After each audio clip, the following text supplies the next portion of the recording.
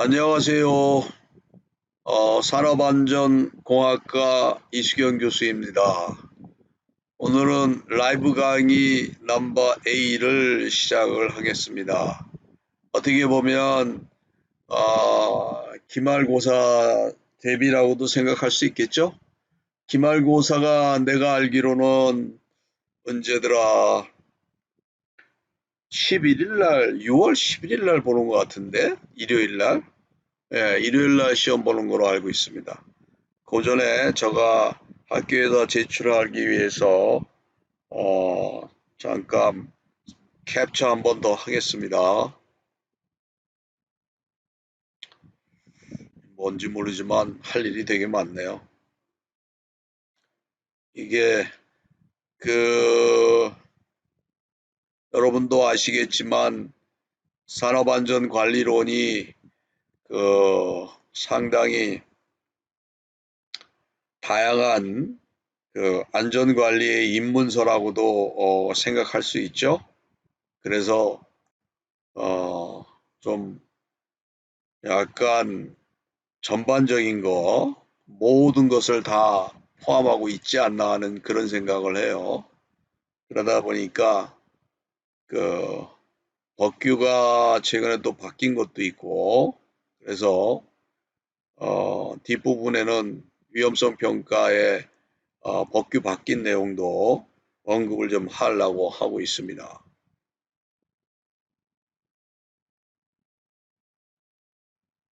뭐야 이게 또. 그래서 그 12주, 13주, 14주에 관한 내용이 되겠습니다. 강의 시간에 이미 배운 내용을 우리가 복습한다는 의미에서 산업심리학의 분야가 굉장히 이렇게 많이 있죠. 인사 선발서부터 동기부여와 직무만족, 또 공학심리, 안전심리 뭐 이런 것까지 다 포함하는 것이 산업심리학의 한 분야다 이렇게 말씀드릴 수 있어요. 인간의 행동이라고 하는 것이 상당히 복잡한 그 원인에 의해서 일어나기 때문에 심리학이라고 하는 분야도 그 안전 관리 측면에서 접근을 하게 되는 거죠. 그리고 사고 발생과 관련된 인간의 심리적, 행동적 특성을 연구해서 이를 통해서 사고를 어떻게 효과적으로 예방하고자 하는 그 심리학의 응용 분야가 안전심리다.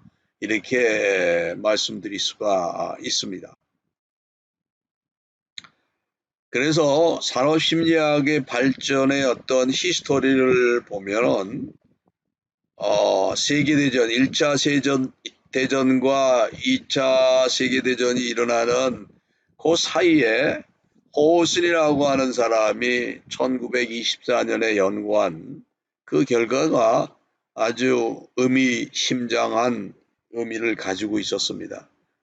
그거는 뭐냐? 작업장의 어떤 물리적인 그 환경보다는 근로자들이 동기부여, 의사소통 등의 인간관계, Human Relationship이라고 하는 것이 그 생산성 향상에 굉장히 영향을 많이 미친다. 그 당시는 안전이라고 하는 측면보다는 어떻게 하면 생산성을 향상시키는 측면에서 연구가 많이 진행됐기 때문에 그런 측면에서 접근을 했다 이렇게 말씀드릴 수가 있습니다.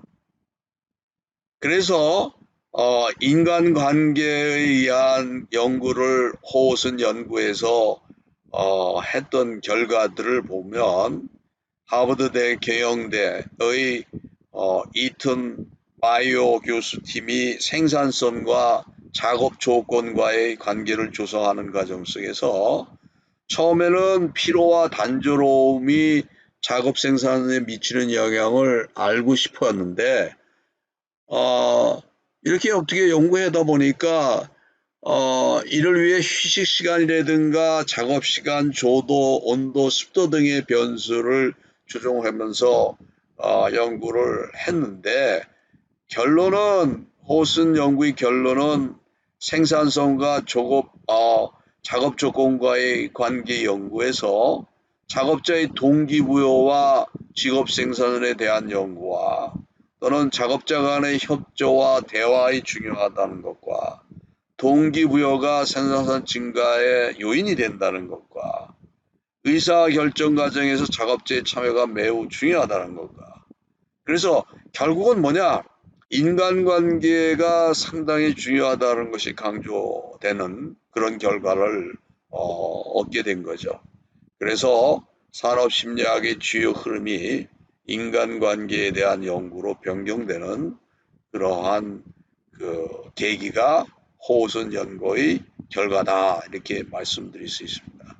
마찬가지로 안전에 관한 그 산업재해도 이러한 관계가 매우 중요한 의미를 가진다고 하는 사실을 알게 되는 계기가 됐던 겁니다. 어떻게 보면 전쟁이라고 하는 것이 모든 학문의 발전에 새로운 계기를 마련한다고 하는 것은 너무나 당연한 거죠. 그래서 2차 세계대전 그 시기에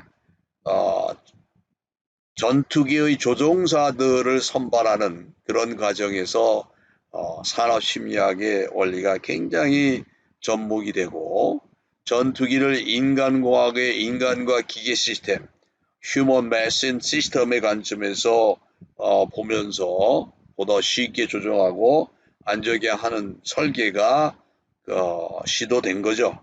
그래서 2차 세계대전 이후에는 산업심리학이라고 하는 것이 심리학의 한 부분으로서 자리되게 됐다 이렇게 말씀드릴 수가 있습니다. 그래서 그 세계대전 이후에 결국은 다양한 그 공학심리학의 태동이 돼서 실험심리학과 산업심리학이 기업에서 제품을 개발하고 하는 데 있어서 공학심리학 혹은 인간공학적 응용이 절대적으로 필요하게 됐다 이렇게 말씀 드릴 수가 있습니다. 그 다음에 이제 우리가 심리학을 하면서 인간 욕구와 어떤 모티베이션이라고 하는 개념에서 네 가지 이론의 연관성에 대해서 우리가 공부를 했어요. 그는 마슬로우의 욕구 5단계에서 생리적 욕구, 안전 욕구, 사회적 욕구, 존경의 욕구, 자아실현의 욕구. 마지막 단계가 자아실현 욕구죠. 그 다음에 헤즈버그의 이요인론이라고 하는 위생 요인과 동기부여 요인으로 있고 그 다음에 알드폴에 의한 ERG 이론 존재, 관계, 성장이라고 하는 이러한 이론을 제시했고 맥그로걸이 얘기한 XY 이론, X 이론과 Y 이론에 대해서 그 설명을 했어요. 이러한 이론들이 결국은 서로 연관성이 있다고 하는 것을 이 표에서는 서로 보여주고 있는 거죠.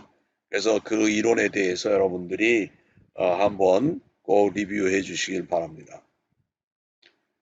그래서 마슬로의 욕구 단계 이론에 편견 없이 받아들이는 성향, 타인과의 거리를 유지하며 사생활을 즐기는 창의적 성격으로 봉사, 특별히 좋아하는 사람에게 긍휼한 관계를 유지하려고 하는 인간 욕구에 해당되는 게 무엇이냐?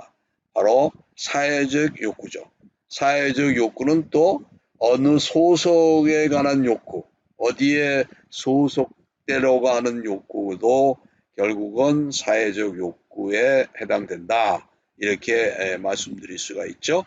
예술가가 어떤 자아 실현의 욕구, 이게 또 굉장히 중요한 의미를 가지죠. 예술 또는 어떠한 그 자기 만족, 자아 실현을 하기 위한 자기만의 시간을 가지려고 하는 것 이런 것도 자아 실현의 욕구다 이렇게 말씀드릴 수가 있는 겁니다. 그래서 현장에 있는 근로자들이 어떠한 욕구 단계에 있는가를 알아서 그거를 충족시킬 때 비로소 노동자가 불완전한 행동을 하지 않을 수 있다 하는 거죠. 예를 든다면은 생리적 욕구로서 먹고 사는데 문제가 있는 근로자가 있다면 그 문제를 해결해 줘야지만이 근로자가 불완전한 행동을 하지 않는다. 이렇게 보는 거죠. 그 다음 단계, 우리가, 사회적 욕구, 누군가한테 존경을 받으려고 하는 욕구도, 존재하죠. 그 존경을 받으려는 욕구가 충족되지 않으면 사람은 새로운, 그러니까 가장 좋은 예로 이민 간 사람들이 사회적 욕구가 굉장히 부족한 거죠. 그 이민 사회에서 사회적으로 존경을 받지 못하니까 다시 한국으로 돌아오는 그런 의미도 거기에 포함된 것이다. 이렇게 볼 수가 있습니다. 그래서 마슬로의 그 5단계에서는 가장 그 안전을 얘기하는데 제일 먼저 얘기하는 그 마슬로의 그 니드의 5단계, 욕구의 5단계 소리죠. 생리적 욕구, 안전에 대한 욕구, 사회적 욕구에 보면 애정, 소속에 대한 욕구. 그 다음에 인정을 받으려고 하는 욕구. 이게 바로 명예 또는 성취, 지위에 관한 욕구가 인정을 받으라는 욕구. 5단계에서는 자아 실현의 욕구, 잠재적 능력을 실현하고 예술가로서의 자기 능력을 발휘하려고 하는 이런 것이 자아 실현의 욕구에 해당된다 이렇게 볼 수 있습니다. 맥그러거의 XY 이론에 관한 관리 처방에서 가장 적절한 것은 XY 이론의 처방에서 목표에 의한 관리는 Y 이론의 관리 처방에 해당된다. 이렇게 말할 수 있어요. 다른 것들은 틀린 얘기입니다. 매크로의 XY 이론의 관리 처방에 가장 적절한 것에 X 이론과 Y 이론에 관한 설명을 여기 쭉 하고 있어요. 서로 비교적으로 설명하고 있죠. 경제적 보상 체계의 강화, 권위주의 리더십의 확립, X 이론, 면밀한 감독과 엄격한 통제, 상부 책임 제도의 강화, 조직 구조의 고충화, 같이 여기 X 이론에 대한 Y 이론은 뭐예요? 민주적인 리더십의 확립, 분권화의 권위과 위임, 목표에 의한 관리, 직무 확장, 비공식적인 조직의 활용, 자체평가 제도의 활성화. Y론하고 X론은 서로 다른 개념으로서 우리가 설명을 할 수가 있습니다.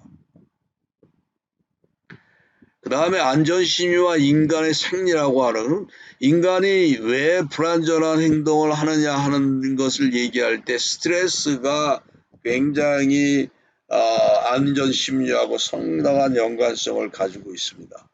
불안전한 행동을 하는 사람들이 많은 퍼센티지는 스트레스를 엄청 받고 있는 것이다 이렇게 말할 수 있죠.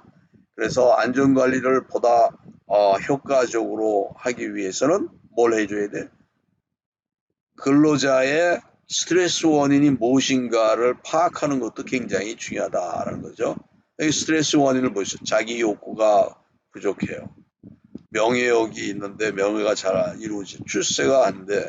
건강이 안 좋아. 사랑의 갈망이 잘 안 돼. 재물 욕심. 그러니까 예를 든다면 빚을 많이 지고 있는 사람들은 불안전한 행동을 일으킬 확률이 굉장히 높은 거죠. 또 연애하는 과정 속에서 실현을 당해갖고 스트레스를 받고 있는 사람도 불안전한 행동을 일으킬 확률이 굉장히 높은 거예요. 그러니까 안전관리를 보다 효과적으로 하려면 근로자의 인간의 심리적인 것을 이해하지 않으면 안전관리를 보다 효과적으로 할 수 없다. 그러한 개념도 성립이 된다 이렇게 말씀드릴 수가 있는 겁니다. 그래서 이제 바이오 리듬이라고 하는 생체 리듬이라고 하는 얘기가 나오죠. 이거는 비행기 조종사라든가 이런 사람들은 생체 리듬을 보고 생체 리듬이 굉장히 안 좋을 때는 비행기 조종을 하지 못하게 한다든가 이런 것이 한동안은 도입되기도 했었죠. 생체 리듬에는 세 가지가 있다. 신체적 리듬, 주기가 23일마다 돌아온다는 거예요. 그 다음에 감성적 리듬, emotional cycle, 주기가 28일마다 들어와요. 감정, 주의력, 창조력, 예감 및 통찰력 이런 거. 지성적 리듬, 이거는 G가 33일 말, 상상력, 사고력, 기억력 또는 의지, 판단, 비판력. 그래서 안전관리 하는 사람들이 한동안은 바이오리듬을 가지고서 근로자의 불안전 행동을 일으키는 가능성을 예측하고 그것을 도입했던 시기도 있었습니다. 그 다음에 이제 리더십이라고 하는 얘기예요. 왜 근데 산업안전에서 리더십이라는 얘기가 나오느냐 하는 거죠. 그래서 리더십이라고 하는 것이 인간의 행동이라고 하는 측면에 있어서 굉장히 중요한 의미를 가지고 있기 때문에 그 행동 위주의 뭐 안전 뭐 이런 거를 얘기할 때 리더십이라고 하는 것이 굉장히 중요한 의미를 가집니다. 그래서 리더십과 헤드십이라고 하는 것을 비교합니다. 헤드십이라고 하는 것은 위에서 누군가 보스를 임명한 거죠. 리더십이라고 하는 것은 결국은 많은 사람들에 의해서 추대받은 그런 것들을 리더십이라고 얘기한다. 권한 행사를 보면 리더십은 선출된 리더야. 그 다음에 헤드십은 임명된 헤드예요. 그 차이가 있죠.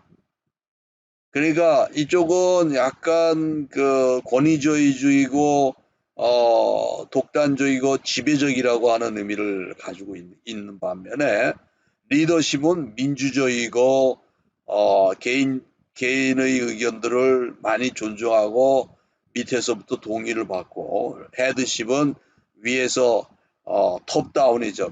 톱다운으로 밑으로 명령을 내리는 그런 형태를 우리는 헤드십이라고 얘기를 합니다. 그래서 관리 그리드라고 하는 그러한 것을 우리가 얘기를 하죠. 생산과 이가 프로덕션 컨선 생산에 관한 관심과 인간에 대한 관심을 X축, Y축으로 봤을 때 이거를 그리드로 계량화해 갖고 리더의 행동을 구분을 하는 거죠. 그러니까 요 포인트가 11, 요 그래프에서 생산과 인간의 관심을 얘기를 했을 때 11 지점은 아무것도 안 하는 거죠. 무관심형이에요. 그 다음에 9일은 인간에 대해서는 근로자에 대해서는 관심이 없고 생산만 높이려고 하니까 이거는 과업형이죠. 독단적이고 과업형이라고 볼 수 있는 거죠. 그 다음에 5호는 생산도 오후하고 인간에 대한 관심도 오후는 타협형이야. 그 다음에 19, 이 앞에 첫 번째 숫자는 생산에 관한 거고 두 번째 숫자는 인간에 대한 관심이니까 19는 뭐야? 인기에만 영합하는 거야. 실적은 못 내고 인기에 영합하는 인기형이야. 그러나 99은 뭐예요? 생산도 잘 관심을 갖고 인간관계, 인간에 대한 인기도도 높은 99은 이상형이다. 이렇게 얘기해서 이거를 관리 그리드라고 얘기한다. X축은 생산, Y축은 인간 이렇게 해서 접근을 하는 것을 볼 수가 있습니다. 그 다음에 이제 산업보건이라고 하는 것을 얘기를 할 때 최근에는 산업안전, 산업보건 어디에 더 비중을 두느냐 하는 것을 얘기할 때 선진화된 국가로 갈수록 인간의 그 건강, HSE라고 하죠. 미국의 불란서가 아니라 영국에서는 HSE라고 해. Health, Safety, Environment. 그러니까 선진국일수록 근로자의 건강에 대해서 굉장히 관심이 많은 거야. 헬스 쪽에. 그 다음에 세프티. 그 다음에 environment. 그래서 최근은 산업보건 쪽이 더 각광을 받을 수가 있는 겁니다. 그래서 근로자와 인간 대중의 건강 보호가 되는데 예방과 개선을 도출하는데 제일 중요한 거는 작업 조건의 관리죠. 워킹 컨디션 컨트롤이에요. 작업 환경, 근로 조건, 직업병 개선, 뭐 이런 것들이 작업 환경을 개선하는 거예요. 유해인자 폭로로부터 보호하는 거죠. 정신적. 그러면 인간과학적인 관리. 인간과학적인 관리는 뭐야? 정신, 육체적 적성에 맞는 각종 배치를 하고 이런 것들을 인간과학적인 에르고노믹 휴먼 엔지니어링 컨트롤이라 이렇게 얘기를 합니다. 작업대를 보다 편안하게 한다든가 뭐 이런 것들이 또는 뭐 컴퓨터 작업하는 사람들을 일자목이 되지 않게 해준다든가 뭐 이런 것들이 다 거기에 포함되는 그런 내용이다 이렇게 볼 수가 있죠. 그래서 고열에 의한 건강장애, 고열이라고 하는 것은 뭘 얘기하는 거냐면 인간이 건강의 어떤 그 영향을 받는 온도를 우리는 고열이라고 해요. 그래서 고열에 의한 인간 장애, 이거 보면 체온 조절 기능이 장애가 오고 열사병, 열경련, 열성 발진, 또는 지나친 한에 의한 탈수와 염분 부족으로 발생하는 열쇠야. 이러한 것들이 고열에 의해서 건강 장애를 일으킬 수 있다 이렇게 말할 수가 있어요. 기사 시험에 고열이 뭐냐, 산업안전보건법에서 고열이 뭐냐 하는 그런 시험 문제도 나온 적이 있어요. 고열은 뭐야?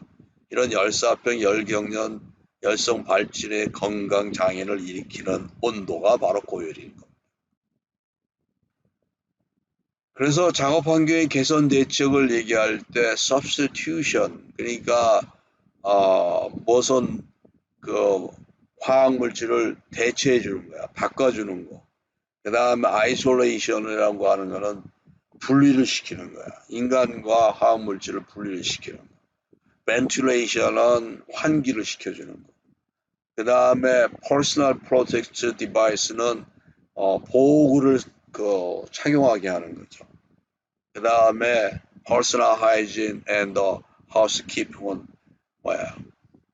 개인적인 위생과 그 다음에 청소란 말이야. 이런 것들이 작업 환경의 개선 대책이다. 이렇게 말씀드릴 수 있습니다. 그 다음에 이제 그 PSM이라고 하는 거를 설명을 하게 되죠. 공정안전관리. 이 공정안전관리가 안전관리에 있어서 굉장히 중요한 핵심이다. 이렇게 말씀드릴 수가 있어요. 특히 화재, 폭발, 유해가스 누출, 네? 그러한 그 공정을 다루는 그런 것에서는 화학물질을 다루는 것에서는 반드시 PSM이라고 하는 것을 실시를 해야 되죠. 그래서 공정안전관리라고 하는 것이 화학공장이라든가 또는 규정 수량 이상의 화학물을 다루는 것에서는 반드시 공정안전관리를 해야 되는데 그 공정안전관리의 12대 요소라고 하는 게 있는 거예요. 공정안전자료, 공정위험성평가, 안전운전계획, 비상조치계획 이렇게 네 가지의 카테고리로 분류를 하는데 여기에 나오는 안전운전계획에 여기에 상당히 많은 내용이 있죠. 이것이 굉장히 안전운전 지침서, 설비 점검 및 유지 계획, 이 내용이 굉장히 중요한 포인트를 가지고 있습니다. 이것에 의해서 현장에 있어서의 안전관리가 이루어진다. 이렇게 해도 과언이 아닌 겁니다. 그 다음에 이제 위험성 평가에 관한 얘기. 지금 이 안전관리에 있어서의 가장 핵심이고 가장 중요한 포인트가 뭐냐 하면은 위험성 평가를 현장에 어떻게 효과적으로 적용하느냐가 가장 중요한 핫 이슈예요. 그래서 과거에도 이와 비슷한 것들이 많이 했죠. 안전보건 순찰, 아차소고 발굴, 위험 예지 훈련, 툴박스 미팅 이런 것들이 어떻게 보면 넓은 의미에 있어서의 과거부터 해왔던 위험성 평가의 방법이었는데 이거를 하나로 위험성 평가로 하면서 보다 체계적이고 과학적이고 종합적으로 사업장에 위험성 평가를 도입해서 재해를 어떻게 줄여볼 거냐 하는 그런 측면에서 접근을 하고 있는 거죠. 그래서 제가 그 중대재해 감축 로드맵이라고 하는 것을 고용노동부에서 발표한 내용에 대해서 얘기했던 것을 여러분들 기억하실 거예요. 거기에도 중대재해를 대폭적으로 감소시키는 주요한 그 툴이 뭐냐, 방법이 뭐냐, 그거는 바로 위험성 평가를 사업장에 도입하는 거였단 말이에요. 그런 측면에서 위험성 평가는 굉장히 중요한 포인트를 가진다. 그래서 최근에 위험성 평가의 방법론이 바뀌었죠. 그래갖고 산업안전보건 규칙이 위험성 평가의 지침이 바뀌었단 말이에요. 그 내용도 지금 우리가 언급을 하려고 그러는데, 그래서 과거에는 산업안전보건공단의 위험성 평가 지원 시스템인 클래스에서의 위험성 평가의 5단계는 뭐냐? 이게 나오면 사전 준비, 유해 위험 요인의 파악, 위험성 추정, 위험성 결정, 감소 대책 수립 및 실시. 이게 아주 5단계로서 가장 일반적인 거였단 말이에요. 지금까지는 위험성 평가하면 사전 준비, 유해 위험 요인, 유해 위험 요인은 파악은 우리가 어떤 그 하자드가 있는가, 위험 요인, 잠재되어 있는 어떤 위험이 있는가를 찾아내는 것이 유해 위험 요인의 파악이죠.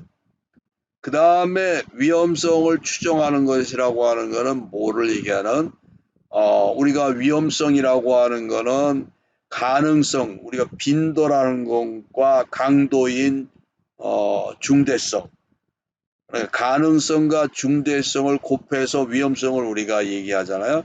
그것을 추정하는 거야. 그러니까 옛날에는 이거를 뭐 5단계로 나눠갖고 1, 2, 3, 4로 하고 이렇게 해서 곱했죠.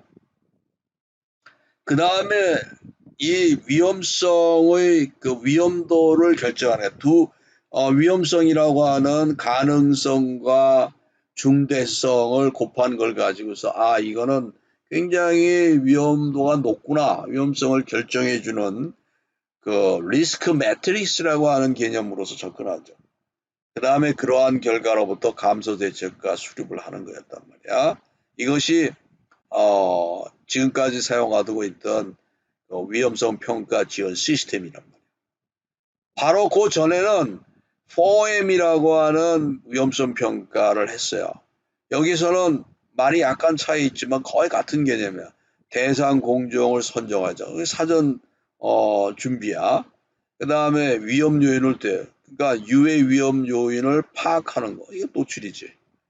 그 다음에 리스크를 계산하는 거야. 리스크가 3이냐, 2냐, 5냐, 위험도가 높으냐. 그러니까 사실은 리스크라고 하는 개념은 위험도라고 하는 개념으로서 더 많이 쓰이죠. 위험성. 저는 위험성이라고 계산한단 말이야. 그 다음에 위험도를 평가하는 거야. 그러니까 두 개를 곱해. 가능성과 빈도와 강도를 곱한 것이 이것이 어느 정도의 위험도가 되느냐 하는 것을 결정하고, 가능 여부를 결정해서 또다시 대책을 세운 다음에 이렇게 피드백되는 그 다음에 종료되는 이런 형태가 4M에서 4M이라고 하는 건 뭐였어요? Man, Machine, Material, Management, Man, Machine, Media, Management 이렇게 네 가지가 우리가 얘기하는 4M의 메소드란 말이야. 그 4M이라고 하니까 네 가지를 가지고서 우리가 잠재 위험 요인, 유해 위험률을 찾는 거죠. 지금까지 이렇게 해왔는데 2023년 새로운 위험성 평가가 5월 달에 그 안전보건 규칙이, 그러니까 산업안전보건에 관한 기준이죠. 그 기준에 관한 규칙인데 그 규칙이 바뀌었어요. 그러면서 어떤 얘기냐, 이건 5월 달이나 5월 22일 날 발표한 내용이란 말이야. 그러니까 엄청나게 이제 새로운 위험성 평가 제도가 도입이 된 거야. 이게 도입된 이유는 뭐냐? 바로 중대 재해를 어떻게 하면 효과적으로 줄일 것이냐 하는 것에 포인트를 맞춰서 위험성 평가를 보다 간소화함으로써 현장에 적용하기 위해서 도입이 된 거란 말이에요. 그래서 여러분들 우리 그 밴드에 보면은 여러 사람들이 이 새로운 위험성 평가 안내서라고 하는 고용노동부에서 그 발표한 것들을 파일로 PDF 파일로 전부 올렸어요. 그거 여러분들이 다운로드 받아서 여러분 컴퓨터에서 보면서 한번 꼭 읽어보기를 바랍니다. 그래서 거기에 간단하게 그거를 좀 설명을 하고 넘어가고 싶어서 만들었는데, 그래서 산업 현장의 위험성 평가 이렇게 하세요. 위험을 알아야 대책을 마련하고 안전이 확보됩니다. 맞죠? 이게 위험은, 여기 위험은 하자드란 말이에요. 유해, 위험 요인. 그 다음에 대책, 안전이 확보되는 거예요. 누가 하나요? 사업주가 주도하는 거야. 위험성 평가 실시되도록 사업주가 주도하여서 총괄 관리라고. 참여는 누가 해? 안전보건 관계자, 관리감독자. 관리감독자는 직장, 조장, 반장, 팀장, 부장 등이야. 일반 근로자, 협력업체 관계자, 이런 사람들이 참여를 하는 겁니다. 언제 하느냐? 최초 평가는 사업장 성립 후, 실착곡이죠. 사업장 성립 후, 사업장 가동, 공사의 진행 등 1개월 내에 착수함을 기준으로 하되 평가의 실효성이 확보되는 시기에 적정했으니까 1개월 이내에 하도록 돼 있죠. 1개월 이내. 그러면 정기평가는 매년 위험성 평가 결과의 적절성을 매년 해야 된다. 정기평가는. 수시평가는 언제예요? 설비, 물질, 신규 도입되는 산업재해가 발생했을 때는 수시평가를 해야 된다. 그런데 과거에 이렇게 돼 있었는데 새로운 평가 방식이 바로 도입됐어요. 2번, 3번에 대한 가름할 수 있는 새로운 평가 방식은 상시평가라고 해서 월, 주, 일 단위로서 일상화된 안전활동을 위험성 평가로 인정을 해준다 이런 거야. 그러면 일이라고 하는 건 어떻게 돼? 작업 전 안전점검회의. 작업 전 안전점검회의는 뭐냐? 툴박스 미팅이죠. 응? 툴박스 미팅. 그 다음에 주는 뭐야? 원하청 합동안전점검회의. 이행 확인 및 점검이 필요하겠죠. 주 단위. 월 단위는 뭐야? 노사협력 순찰 점검, 아차사고 분석, 제한제도 실시 평가. 이거는 월 단위로 하는 경우에는 상시평가로 인정을 해줘서 새로운 평가 방식으로서 인정을 해주겠다 하는 거예요. 이건 뭐 색다른 거죠. 월 주 일로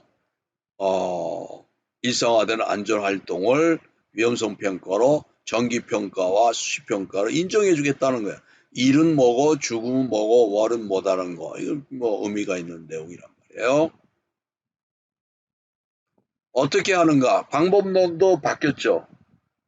옛날에는 사전 준비를 했고 유해 파악하고 위험성을 계산하고 그 다음에 위험성을 결정하고 위험성 감소 대책 및 수립을 하고 이렇게 했는데, 지금 요 위험성 결정에 그 위험성 파악이라고 하는 것이 두 개가 합쳐졌어. 위험도 계산도 되고 위험성 수준 숫자로 1, 2, 3, 4 매기는 거 있었죠? 5 by 5로 해서. 그 다음에 결정하는 거. 위험성 파악하고 위험성 결정이 하나로 묶어져서 위험성 결정으로 해서 하나, 둘, 셋, 넷, 다섯. 공유와 기록이 새로운 단계로 마지막으로 돼. 툴박스 및 교육이 등을 통한 공유와 기록. 그러니까 기록을 해야 되겠죠? 이렇게 해주는, 이렇게, 이제, 그 위험성 평가의, 방법이 5단계인데, 한 단계가 여기서 빠진 거죠. 한 단계 빠진 거 여러분들 아실 거야. 저, 4M에서는, 리스크 계산. 그 다음에 5 단계에서는 위험성 추정. 에? 뭐, 같은 내용이란 말이야. 1, 2, 3, 4로 위험성을 추정하는 거. 그런 것을 보여주고 있단 말이야. 그래서 그 방법론에 대해서 이렇게 쭉 설명하고 있어요. 그래서 그 주요 내용들을 이렇게 설명을 하고 있는데 그거에 대해서는 여러분들이 꼭 한번 읽어보기를 바라요. 그래갖고 연선 평가를 공유하고 보존하고 뭐 이런 형태가 되겠다. 그래서 이제 여기에 보면은 또 중요한 게 뭐냐, 이제 위험성 평가 실시 규정 예시를 보면, 목적은 뭐냐, 이게. 건설과 뭐 이렇게 이제 업체명 있고 일시 있고 담당자 이렇게 쭉 있겠죠. 목적은 근로자 참여를 통한 실질적인 위험성 평가로 사망재해를 줄여주는 거죠. 사망재해를 줄여주는 게. 근로자 참여를 통해 실적인 위험성 평가로 사망사고를 재료로 실현하는 거예요. 그 다음에 위험성 수준을 3단계 판단법. 옛날에는 5단계로 했을 텐데 상중하로 한다는 거야. 이게 좀 달라졌죠? 상중하. 그 다음에 조직과 역할에 대해서는 뭐 안전보건관리 책임자, 현장 소장이 있겠고 공사 담당자, 협력업체 소장, 공사 협력업체 소장, 위험성평가 담당자, 근로자 이렇게 협력업체도 있고 여기 보면 각각의 사람들이 뭘 해야 되는가 하는 것들이 쭉 나와요. 여기 보면은 안전보건관리 책임자는 현장 위험평가를 총괄하고 위험성 감소 대책에 대한 인적 물적 지원 및 이행을 책임진다. 네, 위험성 평가 담당자가 뭐야? 상시 규정 작성 및 사전 준비를 총괄하고 위험성 평가 관련 회의 소집 및 운영, 툴박스 및 사항 선정 및 툴박스 상황 전파, 교육 및 총괄 이렇게 설명을 할 수가 있는 거예요. 평가 절차에 관한 것 쭉 각 위험성의 결정을 보면 어떻게 있어요? 여기 보면은 뭐 숫자로 해서 일일이 뭐 매트릭스 만드는 게 아니고 위험성의 수준을 상, 중, 하로 해서 결정을 한다는 거지. 위험성의 경중을 상, 중, 하로 하면 상은 뭐야?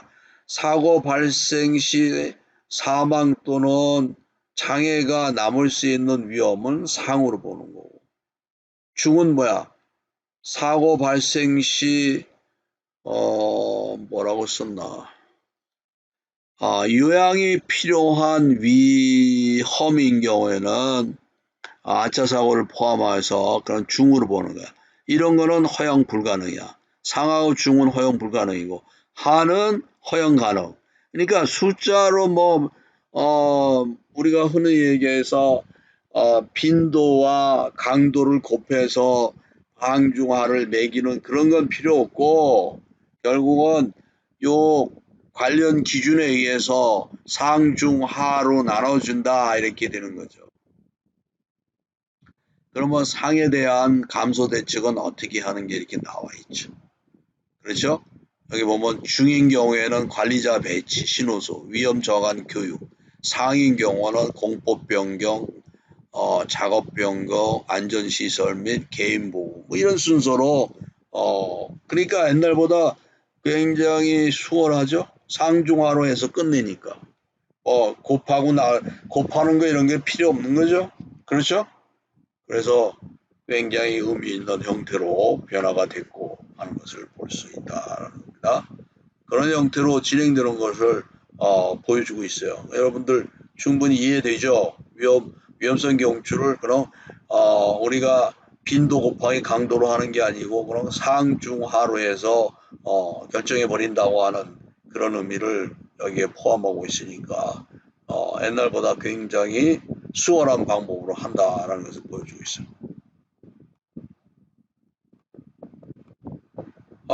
그 다음에 이제 여기 보면은 상시평가 실시 활동에 대한 것도 쭉 나와 있죠. 아차사고도 있고 노사 합동 순회 점검도 상시 월 단위로 하는 것으로 표시되어 있죠.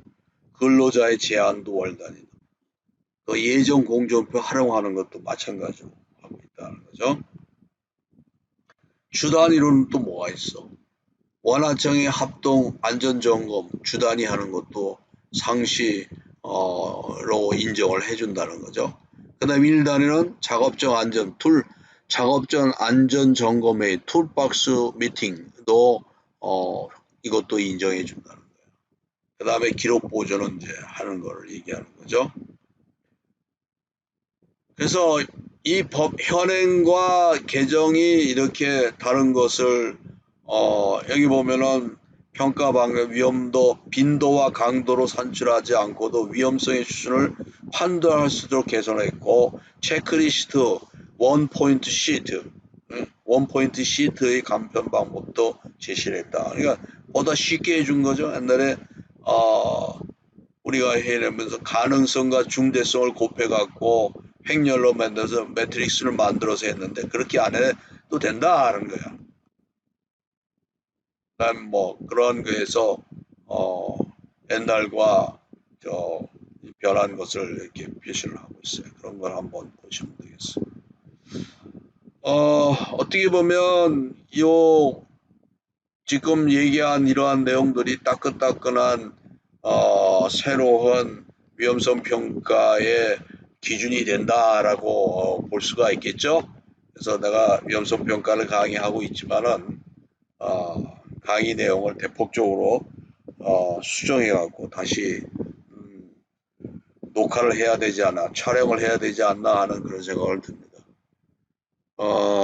여러분들 그 시험 잘 보시고요. 우리가 라이브 강의에서 언급했던 새로운 어떤 이슈들, 토픽들 이런 것들도 시험 범위에 들어가니까 공부를 해 주시길 바랍니다. 특히 그 로드맵 또는 위험성 평가 그리고 또 뭐가 있었나요? 중대재해처벌법 뭐 이런 내용들도 최근에 있어서 안전관리에 있어서 가장 핵심적인 그 변화이기 때문에 꼭 반드시 공부해 주시기를 바랍니다. 라이브 강의는 이것으로 마치고 여러분